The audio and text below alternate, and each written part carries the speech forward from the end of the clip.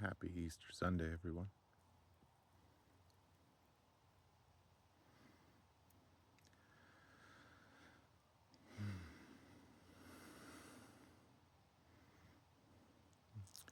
I remember some things that when God was brand new, I had all sorts of things coming out of me, just bubbling and overflowing with all sorts of changes and phrases. And it's like it was just granted to me. It's been a while. And you guys don't know, but I do, and Jesus does. I used to say something. It's like I don't get days off, I get reprieves. Every day's a Saturday when you're doing God's work. And it reminded me of some of the early times, just because I think He showed me a version of who I could be, but it had no foundation. So it had no Bible, it had no church, it had no prayer. It was just pedal to the metal because I needed whatever He had to get through what He needed to get me through. So, one of those things, like the only prayer I knew was the serenity prayer. And I tell you what, if you want your life to change, you start slam dunking that prayer. And if you don't know it, I'll just tell you real quick. It said, God, grant me the serenity to accept the things I cannot change, the courage to change the things I can, and the wisdom to know the difference. If you want to tack on and in Jesus' name, amen, go for it. And I guarantee you, things will change. It may not look pretty, but things will change. You'll enter into like bullet time with Jesus.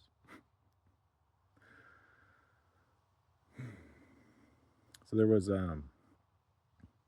living in a tent in the woods period of time where I was having a whale of a time. Good time, bad time, hard time, all sorts of stuff. Because I'm out there by myself, so I'm just talking to God. I didn't know anything. I remember one time I was driving back up to my campsite at night, Mount Adams, and I just was talking out loud. I was griping about something. I wasn't happy. And all of a sudden, I start biting my cheek. And at some point, I just hit the brakes and stop. And I'm like, what? Sin of thought? Yes. Your thoughts count. And it brought up question. Well, how am I supposed to control those?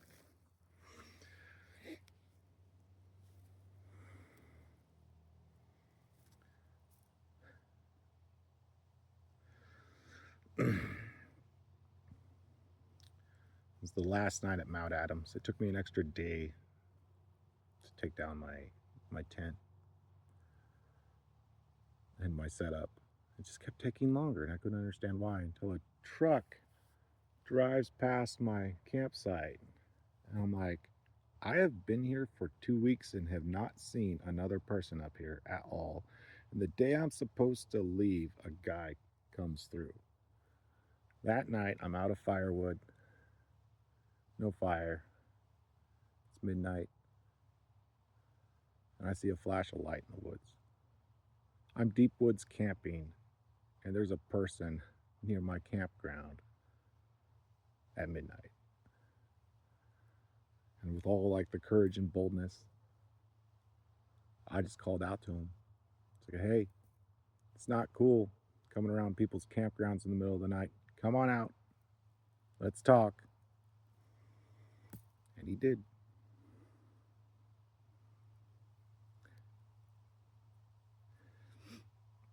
And it was like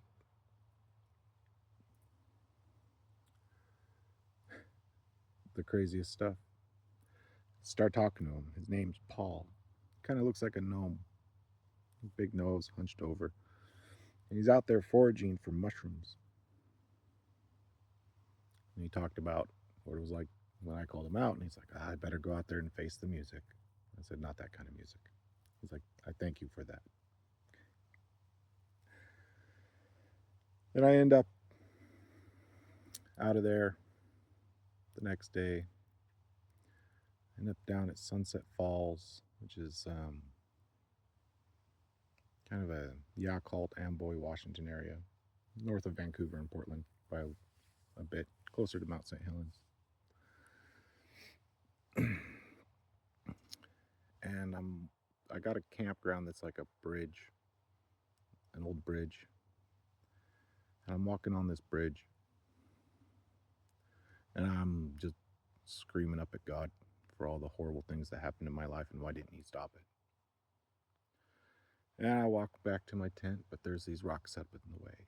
Bang! Hit my shin on one.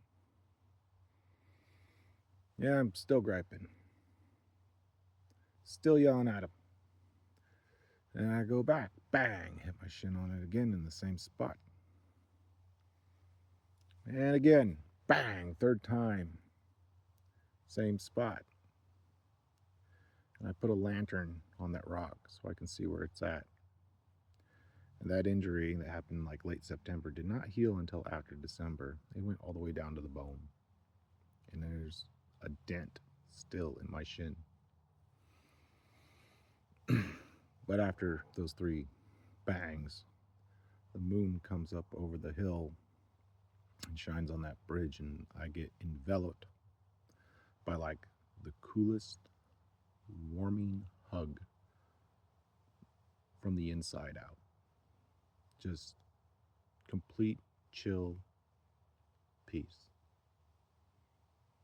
It's like, is this you? Down to the beach afterwards, because all of a sudden I get a wake-up call one morning. Kids coming down the road screaming fire, fire, fire, and they just disassembled my camp and throw it in the back of the trailer. 7 wildfires surrounding the area. Firefighters escort me out of the woods, and everything's smoky. So I end up at the beach where the air was clear and started to experience physical movement that seemed to originate not on my own. A left-right motion that I could kind of resist but go with, and then spinning around in circles in a parking lot. Just this tug to the right, to go right, and it just kept going around and around and around. And then another one to the left. I've been in stores and say, Jesus, what do I need? And then all of a sudden it's like there's a hand on my lower back pushing me along and directing me and steering me, as if I was a sail and he was the wind. I've also had times where all of a sudden the strength in my body was dropped or just somehow clenched in a way that drove me to my knees with my hands on the ground planted to bow. It's interesting because back at where that bridge was, I was just, one of these days there was talking to God, like, come on, God, let's do this. Let's do this. And I'm like grabbing onto a chain. I'm like, let's go do all these fun, cool things. Let's change the world. And it all sounds great until I realized there's a chain. And I thought I had him on a leash. I know this sounds crazy, and then realized that I might have that chain in my hand, but so does he. And where's the other end of that chain? And you start following it around and realize, uh-oh, it's you bolted to my spine. And that slack on that chain, that leash, gets short. Sit. What? Down. Okay. Flat.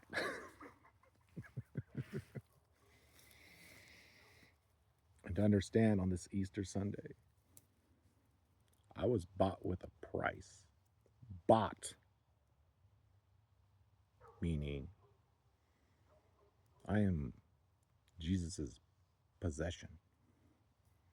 He owns me. To understand obedience, because you are his servant. Oh, we serve the Lord. Yes, you do. He saved you. He bought you with his blood. You're his. He is for you, and you are for him. I came across something the other day that said that obedience is a result of love, not the other way around. The problem with the conditional love response. So we have to fight against that. It's like we will naturally become obedient to the Lord and the Father as we grow in our love for them. Um, that's something to let sink in a little bit. It's like you are not your own anymore. You were bought with a price. And that means that your life is not your own. Maybe you've heard that kind of stuff, and I have too, but like to let it sink in is that you're kind of like God's rescue puppy. You come with some baggage if anybody has any experience with rescue dogs. But he's good for you. He is for you, for himself, but actually for your betterment. That it go well with you to do what he asks of you. And you will do what he asks of you because you love him. And sometimes it's that simple. Why do we do what we do for others? Because we love them. And if you're doing it for another reason, then you got to take that to the Lord and figure out what's going on. Because that means he speaks over you. He commands you. You do his will.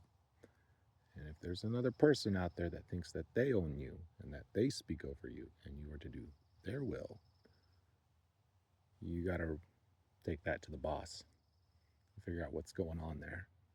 Because he may authorize you to serve them, but not because they want you to, but because he wants you to. And make sure the power's in the right hands, because you are not owned by humans. You are owned by the creator of the universe, and he died for you.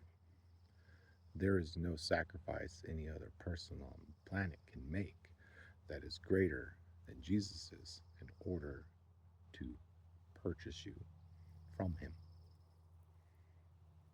Bless you all. Enjoy the rest of your Easter.